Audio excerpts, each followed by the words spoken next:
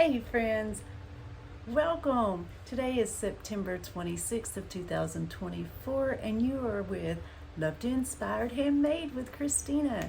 And today in our inspirational creations, I'm going to show you how to create this adorable card that looks like a sweater card. It's what we're going to create. And if you are honed in to ugly Christmas sweater parties, or going or throwing, this is the perfect invite, or it's just the perfect card to send that special someone that gets all the things. So let me flip the camera around real fast. I'm sorry. Hopefully everybody sees. Yeah, you got the big shot. Okay, you're good. So you're going to start with a piece of regular cardstock, and it is at 8.5 by 5.5,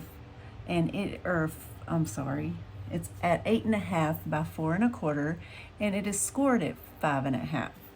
You're going to need another sheet of this beautiful paper, designer series paper, and it is cut at 5.5 by 4.25. Get you another strip that's going to be 4.25 by 4, and then you'll need another strip for like your sentiment, and it's this little strip right here is just 4.25 by 1/4, and that one may be trimmed up. Again, this is for your sentiment, so it'll just depend on how much you want on it. For the inside, you're going to need another piece, and it's going to be at 4 by 3.75, and then after that you'll need another scrap piece to match your strip that's 4.25 by 3.25. Now today I'm showing off how we used this beautiful designer series paper. It is so pretty. It's sentimental Christmas, and it has such a fun vintage look about it. I just absolutely love it. Other supplies I'm going to use are the dies from the Stylish Die Shape set, and I have here 2 circles, and kind of like last week when I was showing you when we made the floating card, this one is using 2 of the circles, which are 2.25 and 3.25, and we're doing the same basic ring, but we're going to need 2 of those, and then an embossing folder. The embossing folder is whatever you choose, but today I'm going to be using the Forever Plaid, so then that way we'll get the texture from it. So to get started, first you're going to want to get your cutting machine out, and then you're going to go ahead and cut your 2 little circles. So let me run those through really fast, and we'll get these out of the way. Oh, that thing is bomb. So now if you use some washi tape or even a sticky note, it'll hold your circles in place. So then that way you get the perfect ring that you're looking for. Let me flip it around. Go ahead and do one more. Make sure that's just where I want it. And we'll roll it through.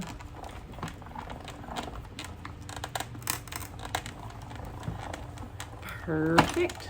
Okay. Now let me pull these off, because next I want to take my embossing folder that we have here, and we're going to go ahead and I'm going to run both of those rings through, along with the one strip that is, which end is up. Oh my goodness. Okay. So we're going to run this and this through the machine, and then we're also going to run this one strip that we had that was 3.25 by 4.25. And I want to do it this way because how I want my lines to go. Let me run this. Whoops. Hang on, I forgot to take off one of these. with the 3D embossing folders, you don't usually have to have all the layers on the machine. So now let me line it up. There you go. Give it a little good shove. Now these little pieces will be done. And now they have their little texture to them. Just like so. I'm going to set these to the side, and we're going to cut out one more thing with the cutting machine here. I'm going to put my plates back up.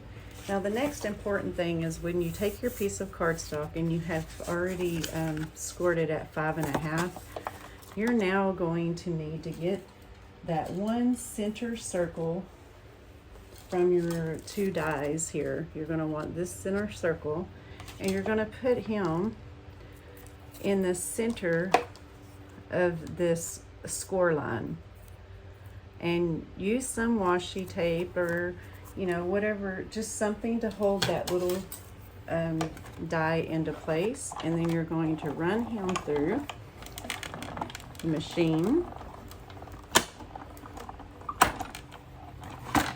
Let me set this to the side. And now we have our little circle here. Oh, you know what? That's completely my fault. Now I'm going to have to recut it. So we want to attach this piece on first.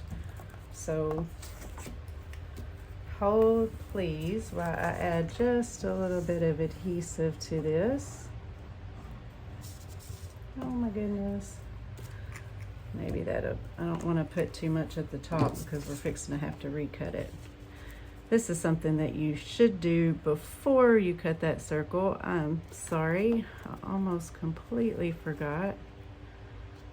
This was very crucial when creating this to keep it simple cutting. But hey, oh goodness, I'm so sorry. All right, let's put you back in here just how you need to be. Let me put the machine back, and I'm gonna get the circle back out. And let me see how I can line him up. Think we can do this twice, guys? I hope so. All right, here we go. Run it through. Now again, it'd be easier if you do this before you cut the first circle, but either way, we will be fine with it. Now let me move this back out of the way. Let's see how we did.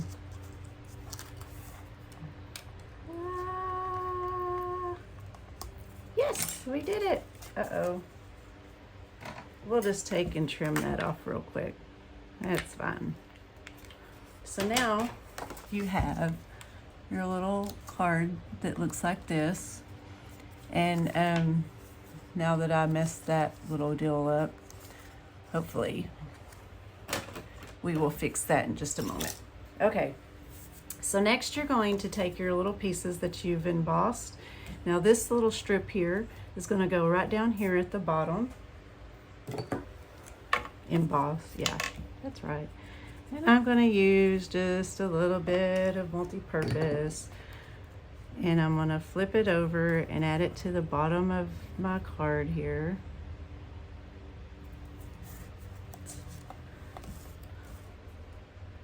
It's hard to do that if I'm trying to do it upside down.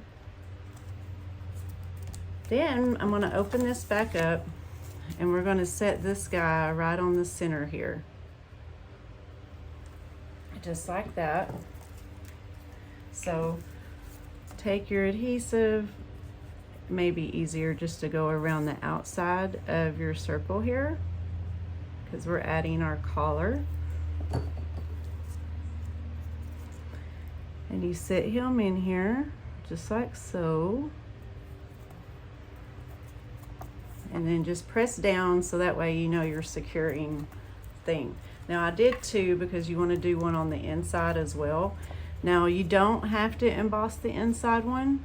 You can just leave it with a flat circle, or go ahead and emboss it so when they open it up they get a little bit of that exciting texture on both sides.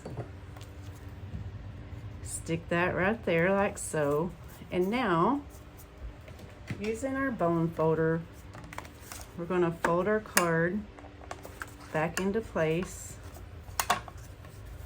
Maybe. Yeah.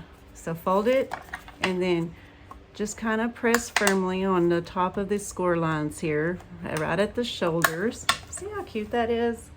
So cute. I love that. So you flip it over, and now you have this sweater. And then I went ahead and I embossed Believe, but I used clear embossing. I don't know if you can see that, because I'm going to just stick him right here on top of the shirt. But I'm going to use some of my little mini dimensions. Just put 3 right across the back here. Well, I guess it'd help if I actually stuck him in place.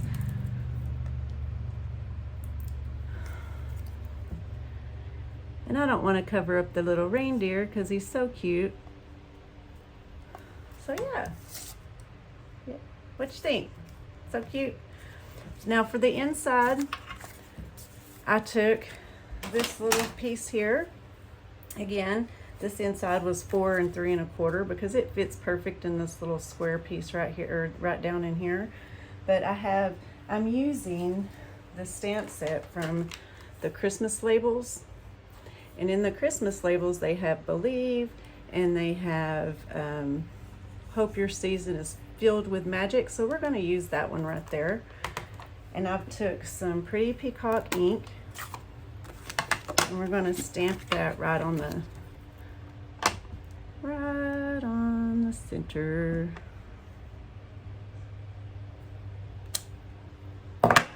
So then that way, see, and then let's close this up, set him to the side. We'll add a little bit more multi-purpose glue to the back, and then we'll stick him right down here on the center.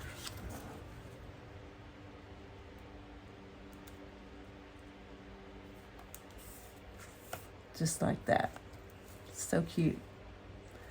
So then, now you have an adorable little sweater card. And here's another one that I made. So thanks for joining me, and give it a try and share it with me, so then that way we can all be inspired by your creations. And I look forward to joining you again next week, and it's gonna be in October. Oh my goodness, September's already gone, and we are just flying right through all of the months, it seems like, this year. So I look forward to seeing you, and I will talk again with you guys soon.